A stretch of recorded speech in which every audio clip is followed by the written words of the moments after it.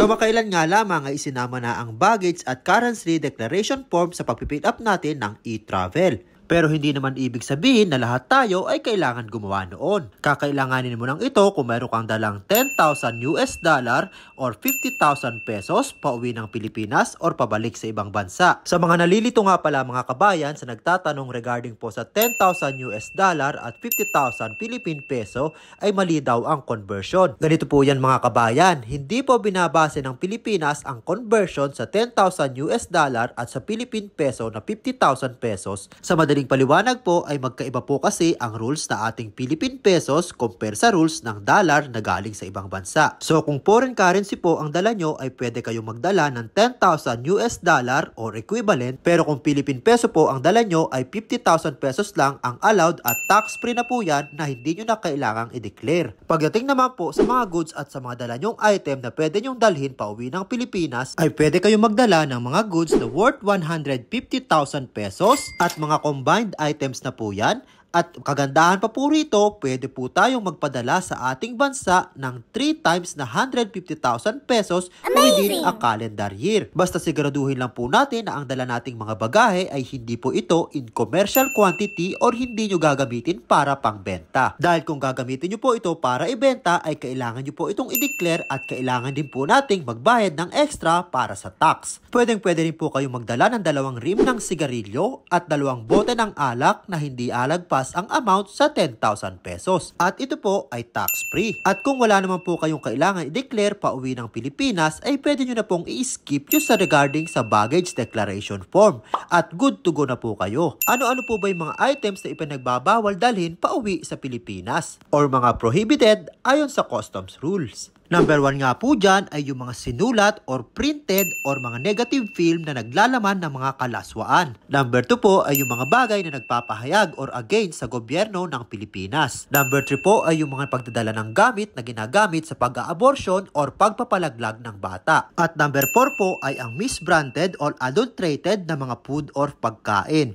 Ang example po rito ay yung mga gamot na transfer natin sa ibang lalagyan at pwede maging problema kapag nag-arrive tayo sa bansang pupuntahan natin dahil po siguradong hihingan tayo ng clarification kung bakit po may dala tayong ganitong klaseng gamot. At iwasan po natin ang gawaing yan kasi po pwede po itong maging dahilan ng ating pagka-delayed sa mga biyahe natin. Mas maganda po na kung talagang kung ano yung dala nyong gamot ay yun po talaga yung lalagyan para hindi tayo magka-problema sa ating mga biyahe. Ganon din po sa mga pagkain at lalong-lalo na sa mga chocolate. Dahil minsan po may mga chocolate na naglalaman ng alak na pinagbabawal lalo na sa Middle East at minsan din po mayroon po mga chocolate na naglalaman naman ng marijuana na pwede sa ibang bansa at pinagbabawal po sa Pilipinas. Kaya naman po kung ano yung original na package ay wag na wag nyo itong babaguhin. Panglima po ay yung mga counterfeit goods or yung mga peking item na nabibili natin sa ibang bansa. Example po dito ay yung mga bag or sapatos. Pero aware naman po tayo, particular sa ating mga OFW ay hindi po tayo lahat afford bumili ng mga original na bagay. Lalong-lalo na po pagdating sa mga sapatos at mga branded na bag. Pero kung ang purpose nyo po sa pagdadala ng mga item na yan ay good for personal use lang man po,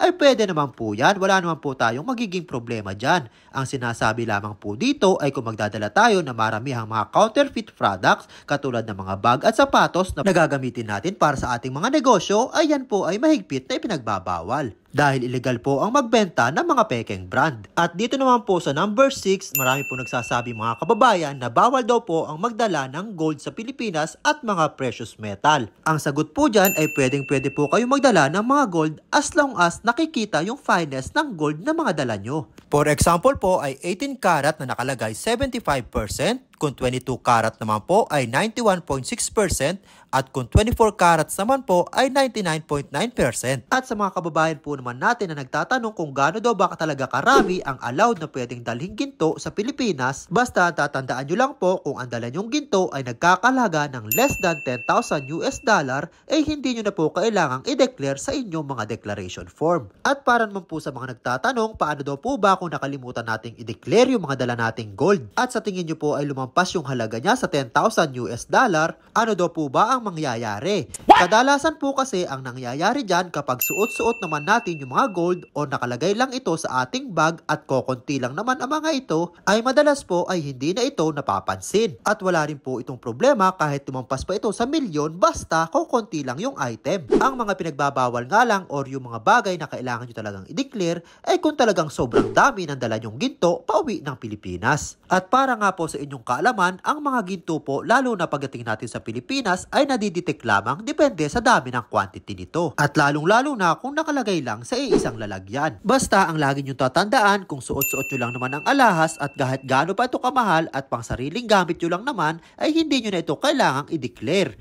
Pero kung ganito karami ang alahas na daladala nyo at gagamitin nyo talagang pangbenta, ay kailangan nyo talaga siyang i-declare sa inyong mga bagahe. At take note nga lang mga kabayan, kapag ang Bureau of Custom ay nag-request na i-check yung mga dala nyong item or yung mga gamit nyo, ay wag na wag kayong magdi-disobey. Kasi ang pagdi-disobey na yan ay pwede mag-result into a criminal case. So kaya dapat guys, hayaan nyo lang na gawin nila ang trabaho nila at wag na tayong mag-react. Basta i-make sure nyo lang guys na pagkatapos na lang i-check yung mga gamit nyo ay i-double check nyo yung mga item nyo kung andun pa rin ba. Dahil hindi naman lingid sa ating kaalaman na marami ang nangyayari lalo na sa ating terminal sa NAIA. At take note nga lang mga kabayan na ang kailangan na mag-declare ay yung mga pasahero na lalapag sa NAIA Terminal 1. Para sa inyong kaalaman kung paano mag-declare, panoorin nyo ang video na to. I declare Electronic Customs Baggage and Currencies Declaration.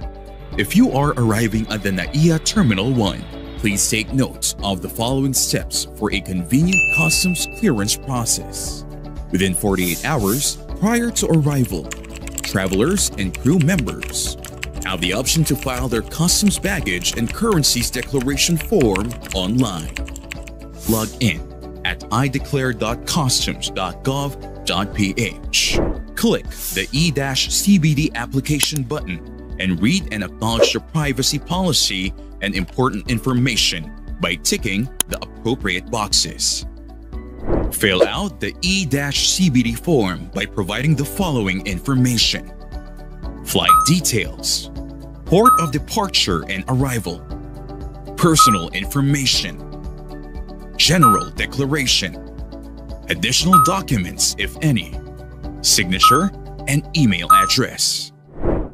If you are bringing in foreign or Philippine currency or monetary instrument exceeding $10,000 or 50,000 pesos, click yes in the General Declaration section and fill out the Electronic Currencies Declaration Form or E-CDF. Please take note that prior written authorization from the Bangko Sentral ng Pilipinas must be secured for Philippine currency or monetary instruments exceeding 50,000 pesos. Once complete, click Submit.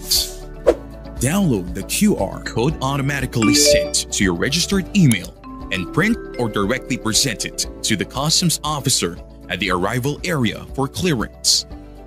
Please proceed to the green lane if you have nothing to declare, or to the red lane if you have goods to declare. In case you were not able to declare online prior to travel, our customs officer shall gladly assist you in accomplishing the paper copy or the electronic customs baggage and currencies declaration form through the I Declare kiosks found at the customs area.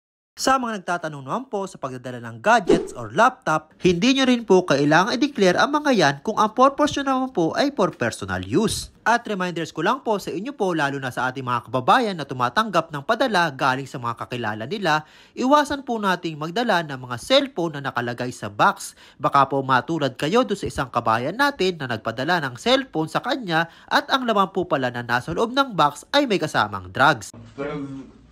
Okay. Like new. 16 na.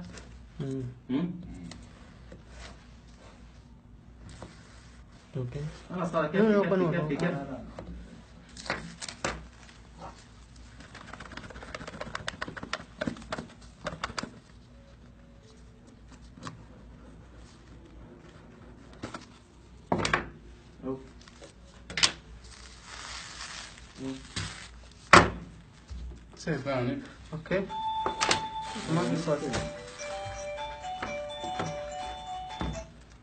Like new. يلا خير. مين؟ سلطان جا؟ ها؟ يلا سلطان. كذا. How much this one? 1729. الحمد لله ما جت اجا اخذ اسبوع من جد. طلعوها الحين طلعونا كلهم. Nobody touch any bag, okay? كيس شنو الكيس؟ قلت لكم عيب عليكم ما في صوت. حرام. سكر والله. Stop the video. So yun lang guys, sana may nakuha kayong idea sa video na to, at sa mga hindi pa po nakasubscribe sa ating YouTube channel ay huwag nyo pong kalimutan mag-subscribe para lagi po tayong updated sa lahat ng aking ina-upload na related lalong-lalo na sa ating mga OFW. So yun lang po, hanggang sa susunod, maraming salamat sa inyong panonood.